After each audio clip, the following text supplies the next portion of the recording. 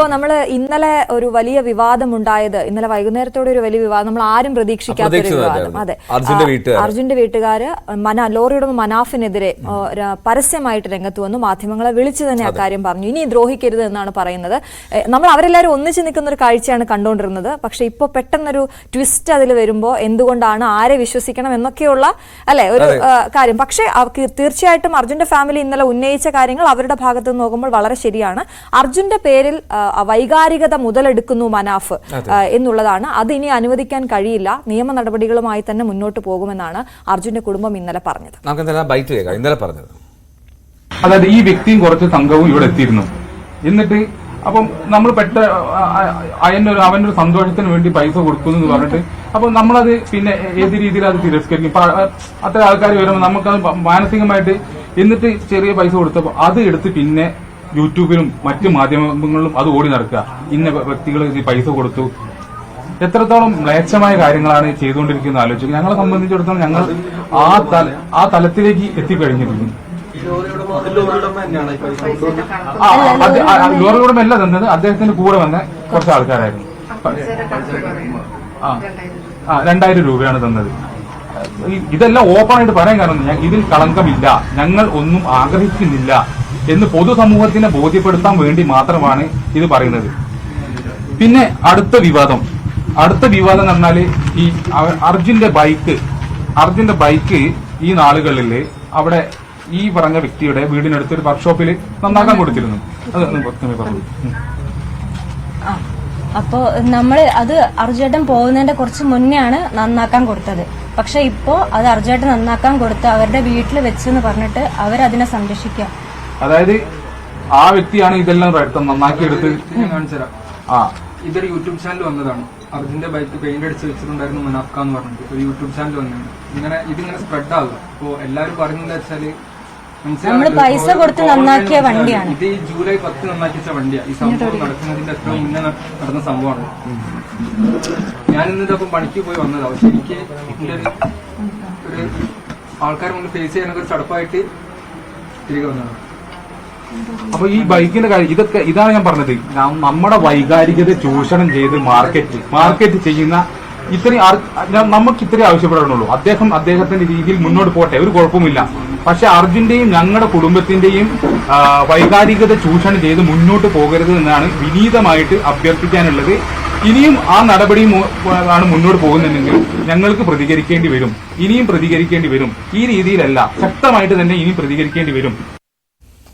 ഈ കുടുംബത്തിന്റെ വലിയ ആരോപണത്തിന് പിന്നാലെ മാധ്യമങ്ങൾ മനാഫിനെ പ്രതികരണം തേടി. അപ്പോൾ മനാഫ് പറഞ്ഞത്, ഞാൻ നടുറോഡിൽ നിൽക്കാം, എന്നെ കല്ലെറിഞ്ഞു കൊന്നോളൂ, പണം വാങ്ങിയെങ്കിൽ. അല്ലെ, അതെ, കല്ലെറിഞ്ഞു കൊന്നോളൂ എന്നാണ് മനാഫ് പറയുന്നത്. ആ കുടുംബത്തിനെ ആരോ തെറ്റിദ്ധരിപ്പിക്കുന്നു എന്നൊക്കെ മനാഫ് പറയുന്നു.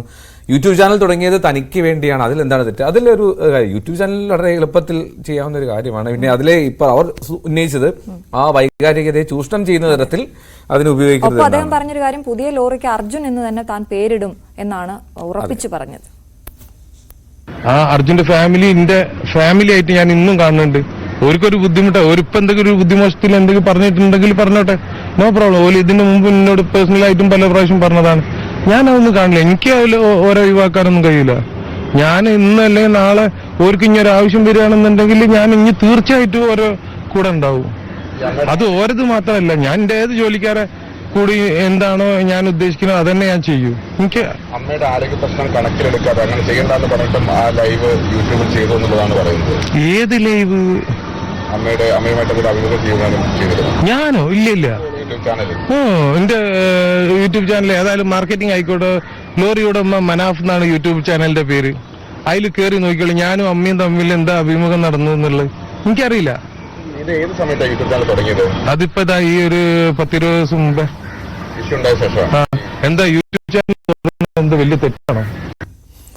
ശ്രീ, ഈ വിവാദം ഉണ്ടാകുന്ന സമയത്ത്, അതായത് കുടുംബം പ്രതികരണമൊക്കെ നടത്തുന്ന സമയത്ത് 17,000-20,000 താഴെയായിരുന്നു സബ്സ്ക്രൈബേഴ്സ്. ഇപ്പോ 1,11,000 സബ്സ്ക്രൈബേഴ്സ്. അപ്പൊ അതെല്ലാരും എടുത്ത് നോക്കുമല്ലോ, എന്തൊക്കെയാണ് ഇദ്ദേഹം ചെയ്തത്, ആര് പറയുന്നതാണ് ശരി എന്നൊക്കെയുള്ള കാര്യങ്ങൾ. ലോറി ഉടമ മനാഫ് എന്നാണ് യൂട്യൂബ് ചാനലിന്റെ പേര്. അപ്പോൾ 1.11 lakh സബ്സ്ക്രൈബേഴ്സ് എന്നുള്ളതാണ് ഇപ്പോൾ കാണിക്കുന്നത്. കുറെ ആളുകൾ ഈ മനാഫിന് ഒപ്പമുണ്ട്, മനാഫ് ചെയ്തത് വലിയ കാര്യമാണ് എന്ന് പറയുന്നു, ഇപ്പൊ തള്ളി പറയുന്നു കുടുംബം എന്നുള്ള രീതിയിൽ പറയുന്നു. നമുക്ക് ഈ പറയുന്നത് നമുക്ക് രണ്ടുപേരെയും ഒന്നും പറയാൻ കഴിയില്ല. എന്താണ് അവരുടെ എന്താണ് ഭരിക്കുന്നത് എന്ന് നമുക്ക് കുറച്ചുകൂടി വ്യക്തത വരാനുണ്ട് അല്ലേ? അതെ, തീർച്ചയായിട്ടും. എന്തായാലും അനീഷ്, MS അനീഷ് കുമാർ വാർത്തയുടെ വിശദാംശങ്ങളുമായി ചേരുകയാണ്. Aneesh, good morning. നമ്മൾ ആരും പ്രതീക്ഷിക്കാത്തൊരു വിവാദം അത് അർജുന്റെ പേരിൽ ഉണ്ടാകുമ്പോൾ നമുക്ക് എല്ലാവർക്കും വിഷമമാണ്. കാരണം നമ്മൾ അത്രത്തോളം കൂടെ നിന്ന ഒരു കുടുംബമാണ്. അവരിങ്ങനെ ഒരു വിഷമം പങ്കുവെക്കുന്നു. അതേസമയം മറുവശത്ത് മനാഫും അദ്ദേഹത്തിന്റെ വിഷമങ്ങളും പങ്കുവെക്കുന്നുണ്ട്. എന്താണ് നമ്മൾ മനസ്സിലാക്കേണ്ടത്? ഈ കുടുംബം പറഞ്ഞ കാര്യങ്ങൾ എന്തൊക്കെയാണ്, അല്ലെങ്കിൽ മാധ്യമങ്ങൾക്ക് മുന്നിലേക്ക് അവരെ എത്തിച്ച കാര്യങ്ങൾ എന്തൊക്കെയാണ്? അശ്വതി, തീർച്ചയായും നമ്മളെ സംബന്ധിച്ചിടത്തോളം വിഷമം ഉണ്ടാക്കുന്ന ഒരു സാഹചര്യം തന്നെയാണ് ഉണ്ടായിരിക്കുന്നത്. കാരണം ആ കുടുംബം കേരളത്തിന്റെ കുടുംബം എന്ന രീതിയിൽ ജനം ഏറ്റെടുത്താണ്. ഒപ്പം മനാഫിനെയും ഈ മറ്റ് ഭിന്നതകൾക്കൊക്കെ അപ്പുറം മനുഷ്യനൊരു ദുരന്തകാലത്ത് എങ്ങനെ ഒറ്റക്കെട്ടായി നിൽക്കാം എന്നും ബോധ്യപ്പെടുത്തിയ ഒരു ആൾ കൂടിയാണ്. ഇക്കാര്യം നമ്മുടെ കാസർഗോഡ് റിപ്പോർട്ടറും മറ്റുമൊക്കെ അവിടെ പൂർണ്ണ സമയം ഉണ്ടായിരുന്ന ദേവി ബൈജു പോലും സാക്ഷ്യപ്പെടുന്നതാണ്. കാരണം ഇരു രണ്ട് കൂട്ടരും ഒരേ രീതിയിൽ നിന്നാണ് അവിടെ പ്രവർത്തനങ്ങൾ ഏകോപിച്ചത്. എന്നാൽ ഇതിനുശേഷം ചില പ്രശ്നങ്ങൾ ഉണ്ടാവുന്നു. ഇരു കൂട്ടരും രണ്ട് ധ്രുവങ്ങളിലേക്ക് മാറുന്നു. അതിൽ ഫണ്ട് തട്ടിപ്പടക്കമുള്ള ആരോപണങ്ങൾ, അല്ലെങ്കിൽ ഫണ്ട് പിരിച്ചെടുക്കുന്നു, ഒപ്പം തന്റെ പ്രചാരണത്തിന് വേണ്ടി യൂട്യൂബ് ചാനൽ ഉപയോഗിച്ച് വരുമാനം ഉണ്ടാക്കാൻ ശ്രമിക്കുന്നു എന്നടക്കമുള്ള ചില ആരോപണങ്ങളാണ് മുന്നോട്ട് വെച്ചിരിക്കുന്നത്. പക്ഷെ എന്തായാലും ഈ ആരോപണം വന്ന ശേഷം ഈ മനാഫിന്റെ യൂട്യൂബ് ചാനലിന്റെ സബ്സ്ക്രിപ്ഷൻ കുതിച്ചു വരുന്ന കാഴ്ച ഓരോ മണിക്കൂറിലും 10,000 വെച്ചെത്തുന്ന ഒരു സാഹചര്യമാണ് ഇപ്പോൾ നിലവിലുള്ളത്. ഇന്നലെ ഈ വിവാദം തുടങ്ങുന്ന സമയത്ത് കേവലം 9,000 സബ്സ്ക്രൈബേഴ്സ് മാത്രമാണ് ഈ യൂട്യൂബ് ചാനൽ ഉണ്ടായിരുന്നെങ്കിൽ ഇപ്പോൾ 1,10,000 ഈ നിമിഷം എത്തിയിരിക്കുന്ന ഒരു സാഹചര്യം. ഒപ്പം സമൂഹ മാധ്യമങ്ങളിലും ഇരുപക്ഷത്തെയും അനുകൂലിച്ചും പ്രതികൂലിച്ചും ഒക്കെ ആളുകൾ രംഗത്തെത്തി. അതായത് രണ്ടു പക്ഷത്തെയും ഒരേപോലെ പുകഴ്ത്തിരുന്ന ആളുകൾ ഇവർക്കെതിരെ രംഗത്തെത്തുന്ന ഒരു അസാധാരണ സാഹചര്യം കൂടി ഉണ്ടായിരിക്കുന്നു. എന്തായാലും ഈ പ്രശ്നങ്ങൾ ഇരു കൂട്ടരും രമ്യമായി പറഞ്ഞ് ഒരു പരിഹാരം ഉണ്ടാക്കാം, അല്ലെങ്കിൽ മധ്യസ്ഥരും മറ്റുമൊക്കെ ഇടപെട്ടൊരു പോംവഴി ഉണ്ടാക്കാം എന്ന് നമുക്ക് പ്രത്യാശിക്കാം. എന്തായാലും കടുത്ത ഒരു നിലപാടുകളിലേക്ക് ഇനി ഇരു കൂട്ടരും പോയില്ലെന്ന് തന്നെ നമുക്ക് കരുതാം. അനീഷ്, ഇപ്പോൾ ഒരു കാര്യം പറയട്ടെ, നമ്മൾ ഈ വാർത്ത എടുക്കുമ്പോൾ 1,11,000 ഇപ്പോൾ 1,12,000. അതാണ്, ഓരോരുത്തരും അതിലേക്ക് കൂടുതലായി പോകുന്നു എന്നുള്ളതാണ്. മറ്റൊന്ന് അദ്ദേഹം ചോദിച്ച അദ്ദേഹത്തിന്റെ ഒരു പ്രൈവസി എന്നുള്ളൊരു സാധനം ഉണ്ടല്ലോ. ഞാനൊരു യൂട്യൂബ് ചാനൽ തുടങ്ങുന്നു, അല്ലെങ്കിൽ എന്റെ ലോറിക്ക് അർജുൻ എന്ന് പേരിടുന്നു എന്നൊക്കെ പറയുന്നത് പുള്ളിയുടെ സ്വകാര്യ കാര്യങ്ങളാണ്. പക്ഷെ അവരുന്നയിക്കുന്ന പ്രധാനപ്പെട്ട കാര്യം ഈ ഫണ്ട് പിരിവ് പറയുന്നുണ്ട് അല്ലേ അനീഷ്?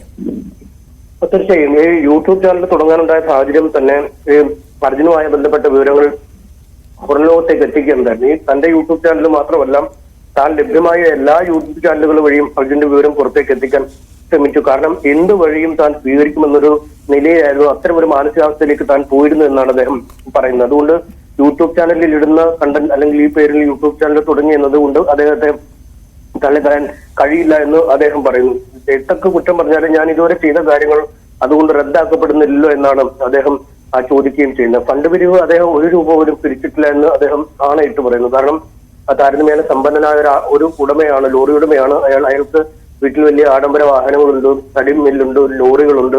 അദ്ദേഹം അങ്ങനെ തന്നെയാണല്ലേ പറഞ്ഞത് അനീഷ്? ഞാനൊരു മുതലാളിയാണെന്നാണ് പറഞ്ഞത്.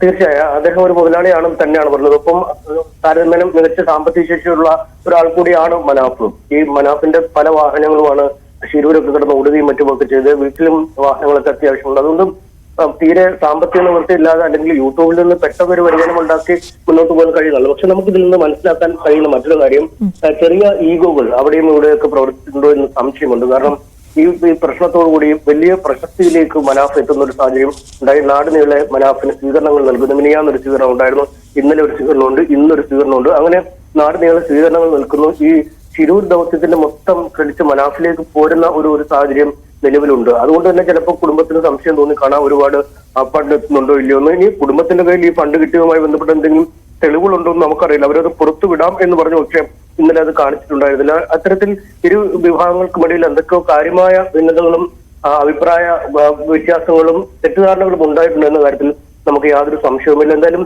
പല ആളുകളും രണ്ട് തരത്തിൽ ചേരിതിരിഞ്ഞ് ഇരുപക്ഷത്തിനുമൊപ്പം നിലയുറപ്പിക്കുന്ന കാഴ്ചയുണ്ട്. എന്തായാലും ഈ കാഴ്ച വളരെ മോശമായ കാഴ്ചയാണ്. കാരണം കേരള സമൂഹം ഒറ്റക്കെട്ടായി നിന്ന് ഒരു ദൗത്യം വിജയിപ്പിച്ചെടുത്താണ്. അതിന് പിന്നാലെ ആ മരണത്തിന്റെ മുറിവ് ഉണങ്ങും മുമ്പേ ഇത്തരത്തിൽ ഒരു ഏറ്റുമുട്ടൽ സമൂഹ മാധ്യമങ്ങളിൽ അടക്കം ഉണ്ടായത് നിർഭാഗ്യകരം എന്ന് മാത്രമേ നമുക്ക് പറയാൻ കഴിയുള്ളൂ. എന്തോ MS അനീഷ് കുമാറാണ് വിവരങ്ങൾ നൽകിയത്. അനീഷൊക്കെ അവിടെ വീട്ടിൽ പോയി റിപ്പോർട്ട് ചെയ്ത ആളെന്ന നിലയ്ക്ക് അനീഷ് പറഞ്ഞതുപോലെ എന്തെങ്കിലുമൊക്കെ ഒരു ഈഗോ ക്ലാഷ് ഉണ്ടെങ്കിൽ അല്ലേ അത് അങ്ങോട്ടും ഇങ്ങോട്ടും പറഞ്ഞു തീർക്കുക എന്നുള്ളതാണ് നമുക്ക് ഈ കാര്യത്തിൽ പറയാനുള്ളത്. കാരണം അതിലൊരു വലിയ കാര്യമുണ്ട്. നമ്മൾ ഈ മലയാളികളെ അത്രമാത്രം പ്രതിസന്ധിയിൽ ആ കുടുംബത്തൊപ്പം നിൽക്കുകയും എല്ലാവർക്കൊപ്പം ചേർന്ന് അർജുൻ എന്ന ഒറ്റൊരു പ്ലാറ്റ്ഫോം അതൊരു വലിയ ഐക്യപ്പെടലിന്റെ പ്ലാറ്റ്ഫോമായിരുന്നു. അതെ, ആ ഐക്യം നിങ്ങൾ വീണ്ടും തകർക്കരുത് എന്നുള്ള രണ്ടുപേരും അല്ലെ, രണ്ട് പ്രശ്നങ്ങളെ നമുക്ക് പരിഹരിക്കാൻ ശ്രമിക്കുക. തീർച്ചയായിട്ടും.